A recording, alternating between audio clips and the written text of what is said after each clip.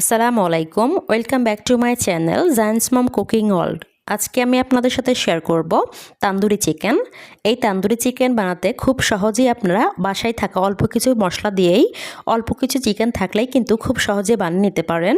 চলেন দেরি না করে শুরু করি। Let's go to my kitchen and cook. Tandoori chicken বানানোর জন্য নিয়ে নিচ্ছি 2টা লেগ পিস।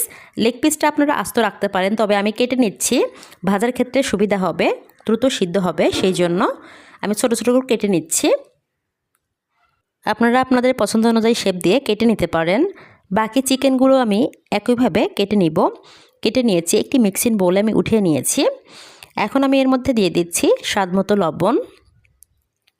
এখন দিয়ে দিচ্ছি হাফ চা চামচ গোলমরিচের গুঁড়ো, দিয়ে দিচ্ছি হাফ চা চামচ গরম মশলার গুঁড়ো, দিয়ে দিচ্ছি তান্দুরি মশলা হাফ চা চামচ। তান্দুরি মশলা আপনাদের হাতের কাছে না থাকলে নাও দিতে পারেন।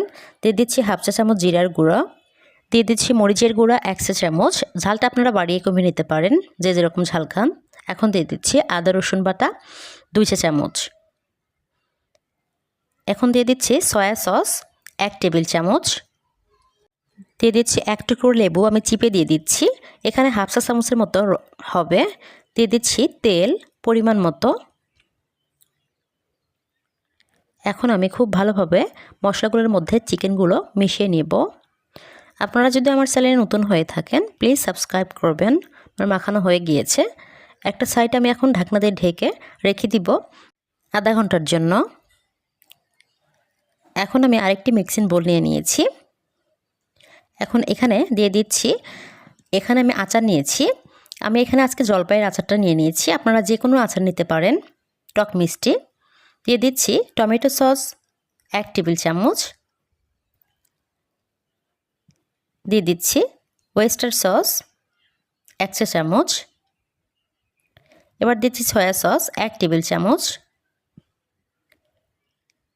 দিয়ে দিচ্ছি চিলি ফ্লেক্স হাফ চা চামচের মতো হবে, দিয়ে দিচ্ছি পরিমাণ মতো তেল। এখন দিয়ে দিব স্বাদ মতো লবণ। সবশেষে দিয়ে দিব 1 চা চামচ চিনি দিয়ে এখন আমি সবগুলো উপকরণ খুব ভালোভাবে মিশিয়ে নিব। মিশানো হয়ে গিয়েছে, একটা সাইডে রেখে এখন আমি চুলাতে চলে যাচ্ছি। চুলাতে একটা প্যান বসিয়ে প্যানটা হালকা গরম হয়ে আসলে এর মধ্যে দিয়ে দিচ্ছি পরিমাণ মতো তেল। তেলটা হালকা গরম হয়ে আসলে একে একে চিকেনগুলো আমি দিয়ে দিচ্ছি।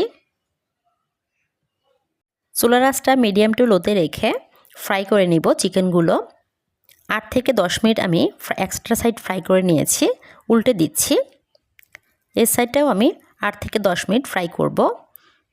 দেখতেই পাচ্ছেন চিকেনটা অলরেডি কালো হয়ে এসেছে। আর একটু আমি ভেজে নিচ্ছি।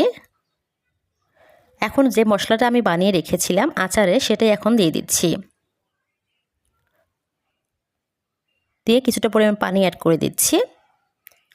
এখন একটু নেড়েচেড়ে মিশিয়ে দিব সবগুলো চিকেনের মধ্যে যেন খুব ভালোভাবে মশলাটা যেতে পারে। আরও কিছুক্ষণ কুক করে নামিয়ে আপনাদেরকে দেখাচ্ছি। এখন একটি সার্ভিং ডিশে আমি দিয়ে দিচ্ছি কয়েকটা লেটুস পাতা, এটা টোটালি অপশনাল।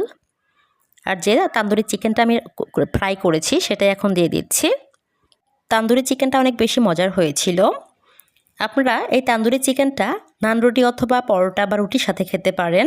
তান্দুরি চিকেনটা মেনলি নান রুটির সাথে বেশি ভালো লাগে। গাজর ও শসা কুচি কিছুটা পরিমাণ। আপনারা যদি তান্দুরি চিকেনটা না খেয়ে থাকেন একবার হলে ট্রাই করবেন।